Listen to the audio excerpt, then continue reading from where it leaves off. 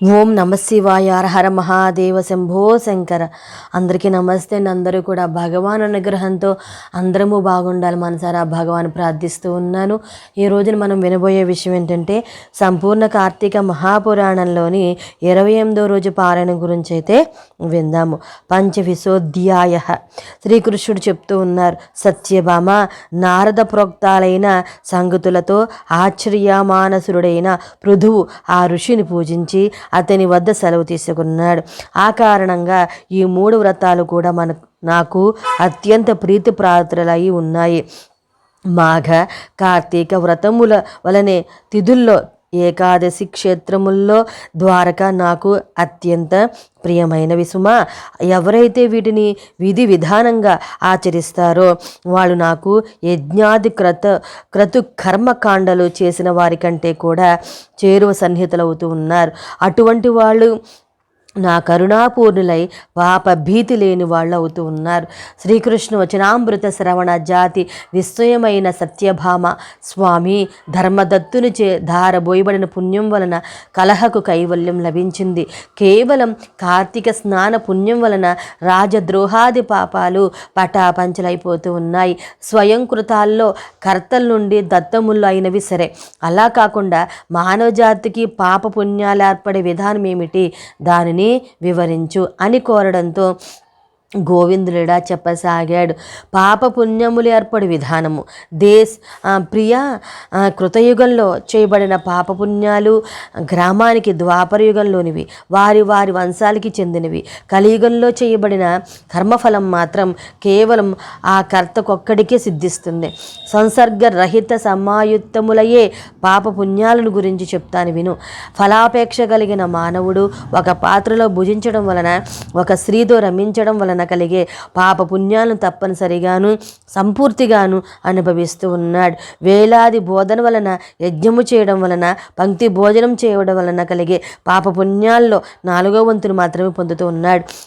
ఇతరులచే చేయబడే పాపపుణ్యాలను చూడడం వలన, తలంచుకోవడం వలన ఇందులో 100వ భాగాన్ని తాను పొందుతూ ఉన్నాడు. ఇతరులను దూషించేవాడు, తృణీకరించేవాడు, చెడుగా మాట్లాడేవాడు, పితూరులు చేసేవాడు, వీడు ఇతరుల పాపాలను తాను పుచ్చుకుని పుణ్యాన్ని జారి విడుచుకుంటున్నాడని తెలుసుకో. తన భార్య చేతనో కొడుకు చేతో శిష్యుణ్ణి చేతనో తప్ప ఇతర చేత సేవలు చేయించుకున్నట్లయితే తప్పనిసరిగా వారికి తగినంత ద్రవ్యం నిచ్చి తీరాలి.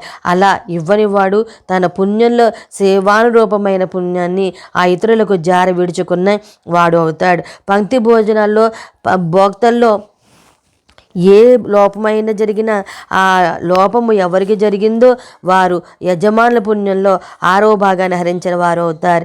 స్నాన సంధ్యాదులు ఆచరిస్తూ ఇతరులు తాగిన, ఇతరులతో పలికిన వారు తమ పుణ్యంలో 6వ వంతును ఆ ఇతరులను కోల్పోతారు. ఎవరుండి అయినా యాచన చేసి తెచ్చిన ధనంతో ఆచరించిన సత్కర్మ వలన కలిగే పుణ్యము ధనమిచ్చిన వారికే చెందుతుంది. కర్మఫలం వినా మరేమీ మిగలదు. దొంగిలించి తెచ్చిన పరద్రవ్యంతో చేసే పుణ్యకర్మ వలన పుణ్యం ఆ ధనము యొక్క యజమానికే చెందుతుంది తప్ప ఈ కర్మ కంటునికి దక్కదు. రుణశేషం ఉండగా మరణించిన వారి పుణ్యంలో శేష రుణానికి తగినంత పుణ్యము రుణదాతకు చెందుతూ ఉంది. పాపం కానీ పుణ్యం కానీ ఫలానా పని చేయాలనే సంకల్పం కలిగిన వాడు, ఆ పని చేయడంలో తోడుపడేవాడు, దానికి తగినంత సాధన సంపత్తిని సమకూర్చినవాడు, ప్రోత్సహించేవాడు తల 1/6వ వంతును ఫలాన్ని పొందుతారు. ప్రజల పాపపుణ్యాల్లో రాజుకు శిష్యుని, వాటిలో గురువుకు, కుమారు నుండి తండ్రికి, భార్య నుండి భర్తకు 6వ భాగము చెందుతుంది, 6వ భాగము చేరుతుంది. ఏ స్త్రీ అయితే అతి భక్తి కలదై నిత్యము తన భర్తను సంతోషపెడుతుందో ఆ స్త్రీ తన భర్త చేసిన పుణ్యంలో సగభాగానికి అధికారిని అవుతుంది. తన సేవకుడో కొడుకో గాని ఇతరుని చేత ఆచరించి చేసిన పుణ్యాల్లో తనకు 6వ వంతు మాత్రమే లభిస్తుంది. ఈ విధంగా ఇతరులెవ్వరూ మనకి దానం చేయకపోయినా, మనకే నిమిత్తము లేకపోయినా వివిధ జనసాంగత్యాల వలన పాపపుణ్యాలు మానవులకు ప్రాప్తించక తప్పడము లేదు. అందువలనే సజ్జన సాంగత్యం చాలా ప్రధానమని గుర్తించాలి. ఇందుకు ఉదాహరణగా ఒక కథ చెప్తాను, విను. పంచవిశోధ్యాయ సమాప్త, 25వ అధ్యాయము సమాప్తం. షడ్వింశోధ్యాయము ధనేశ్వరుడి కథ. సత్యాంగత్య మహిమ. బహుకాలం పూర్వము అవంతిపురంలో ధనేశ్వరుడనే బ్రాహ్మణుడు ఉండేవాడు. సహజంగా ధనికుడైన అతగాడు కులాచార భ్రష్టుడయి పాపసక్తుడయి చరించేవాడు. అసత్య భాషణం, చౌర్యం, వేశ్యాగమనం, మధుపానం ఇత్యాది దుష్కర్మల్లో చురుకుగా పాల్గొనడమే కాక షడ్రసాలు, కంబళ్ళు, చర్మాలు మొదలైన వర్తకాలు కూడా చేసేవాడు. వర్తకం నిమిత్తం ఒక దేశం నుంచి మరొక దేశానికి వెళ్ళడం అతని అలవాటు. అదేవిధంగా ఒకసారి మాహిష్మతి నగరం చేరాడు. ఆ నగర ప్రాకారము చుట్టూ నర్మదా నది ప్రవహిస్తూ ఉంది. ధనేశ్వరుడు ఆ పట్టణంలో వర్తకం చేసుకుంటూ ఉండగానే కార్తీక మాసం ప్రవేశించింది. దాంతో ఆ ఊరు అతిపెద్ద యాత్రాస్థలిగా పరిణమించింది. వచ్చే పోయే జ్ఞానాల రద్దీ వలన వర్తకం బాగా జరుగుతుంది కదా. ధనేశ్వరుడు నెలంతా అక్కడే ఉండిపోయాడు. వర్తక లక్ష్యంతో ప్రతిరోజు నర్మదా తీరంలో సంచరిస్తూ అక్కడ స్నాన, జప, దేవతార్చన విధులు నిర్వహిస్తున్న వారిని చూచాడు. నృత్యగాన మంగళవాద్యయుతంగా హరికీర్తనలను, కథలను ఆలపించేవారు. విష్ణు ముద్రలను ధరించిన వాళ్ళు, తులసీమాలతో అలరా వాళ్ళు అయిన భక్తులను చూశాడు. చూడటమే కాదు, నెల పొడుగునా తానక్కడే మసులుతూ ఉండడం వలన వారితో పరిచయం కలిగింది. వారితో సంభాషిస్తూ ఉండేవాడు. ఎందరో పుణ్య పురుషులను స్వయంగా స్పృశించాడు. తుదకు ఆ సజ్జన సాంగత్యం వలన అప్పుడప్పుడు విష్ణు నామోచ్చరణం కూడా చేసేవాడు. ఇలా నెల రోజులు ఇట్టే గడిచిపోయి కార్తీకోద్యాపన విధిని, విష్ణు జాగరణాన్ని కూడా దర్శించాడు ఆ ధనేశ్వరుడు. పౌర్ణమి నాడు గోబ్రాహ్మణ పూజలు ఆచరించి దక్షిణ భోజనాదులు సమర్పించే వ్రతస్థులను చూశాడు.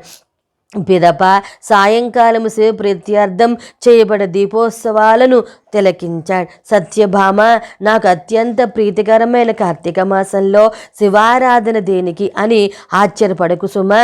ఎవరైతే నన్ను శివుణ్ణి భేదభావంతో చూస్తారో వారి యొక్క సమస్తమైన పుణ్యకర్మలు కూడా వృధా అయిపోతాయి. అదీకాక ఆ శివుడు కార్తీక పౌర్ణమి నాడే త్రిపుర సంహారం చేసిన వాడవడం చేత కూడా ఆయన ఆ రోజున ఆరాధిస్తారు. ఇక ధనేశ్వరుడి పూజ మహోత్సవాలన్నింటినీ ఎంతో ఆశ్చర్యంతోనూ వాంఛతోనూ చూస్తూ అక్కడక్కడే తిరుగుతూ ఉన్నాడు. కానీ ఆ సమయంలోనే కాలవశాన ఒక కృష్ణ సర్పం అతని కాటు వేయడం, తక్షణమే స్పృహ కోల్పోవడం, అపస్మారకంలో ఉన్న అతగాడికి అక్కడి భక్తులు తులసి తీర్థాన్ని సేవింపచేయడం, ఆ అనంతరం క్షణంలో ధనేశ్వరుడు దేహత్యాగం చేయడం జరిగింది. మరుక్షణం యమదూతలు వచ్చి అతని జీవుని పాశబుద్ధుణ్ణి చేసి కొరడాలతో మోదుతూ యము వద్దకు తీసుకుపోయారు. యముడు అతని పాప పుణ్యాల గురించి విచారణ ఆరంభించగా చిత్రగుప్తుడు, హే ధర్మరాజా, వీడు ఆగర్భ పాపాత్ముడే గాని అణువంతమైన పుణ్యం చేసిన వాడు కాడని చెప్పాడు. ఆ మాట మీద దండధరుడు తన దూతాల చేత ధనేశ్వరుడు తలను చితగొట్టించి కుంభీపాక నరకంలో వేయించాడు. కానీ ధనేశ్వరుడు ఆ నరకంలో పడగానే అక్కడ అగ్నులు చప్పగా చల్లారిపోయాయి. ఆశ్చర్యపడిన దూతల విషయాన్ని కాలుకే విన్నవించారు. అతగంటే అబ్బురపడిన నరకాధీశుడు తక్షణమే ధనేశ్వరుడు తన కొలువులకు పిలిపించి పునర్విచారణకు తలపెట్టుతూ ఉండగా అక్కడికి విచ్చేసిన దేవర్షి అయిన నారదుడు, ఓ యమధర్మరాజా, ఈ ధనేశ్వరుడు తన చివరి కాలంలో నరక నివారకాలి అయిన పుణ్యాలను ఆచరించాడు కనుక ఇతనిని నీ నరకం ఏమీ చేయలేదు. ఎవరైతే పుణ్యపురుష దర్శన స్పర్శన భాషణలకు పాత్రులో వారా సజ్జనుల యొక్క పుణ్యాల్లో 6వ భాగాన్ని పొందుతూ ఉన్నారు. అటువంటి ధనేశ్వరుడు ఒక నెల పాటు కార్తీక వ్రతస్థుడైన ఎందరెందరో పుణ్యాత్ముల్లో సాంగత్యం చేసి విశేష పుణ్య భాగాలు పొంది ఉన్నారు.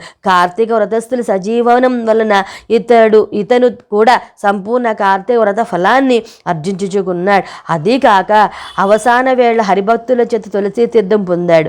కర్ణపుటాల్లో హరినామ స్మరణం జరుపబడింది. పుణ్య నర్మదా తీర్థాలలో పుణ్య నర్మదా తీర్థాలతో వీని దేహము సుస్నాతమయ్యింది. అందరూ హరిప్రియుల ఆదరణకు పాత్రుడైన ఈ విప్రుడు నరకానుభవానికి అతీతుడే అని తెలుసుకో. ఇతగాడు దేవతా విశేషుడు, పుణ్యాత్ముడైన ఈ భూసరుడు పాపభోగాలయనమైన నరకమందు ఉండేందుకు అనర్హుడు అని బోధించి వెళ్ళాడు. ఏవం శ్రీ పద్మ పురాణాంతర్గత కార్తీక మహత్యమందలి 25, 26 అధ్యాయములు సమాప్తము. 28వ రోజు త్రయోదశి రోజు పారాయణము సమాప్తమైంది. తర్వాత 29వ రోజు పారాయణం గురించి అయితే విందాము. అంతవరకు స్వస్తి. హర హర మహాదేవ శంభో శంకర. ఆ శివ పరమాత్ముని, ఆ విష్ణు నారాయణుని అనుగ్రహము మనందరి పైన ఉండాలని కోరుకుంటూ ఉన్నాను. సర్వే జనా సుఖినో భవంతు, సమస్త మంగళాని భవంతు. స్వస్తి.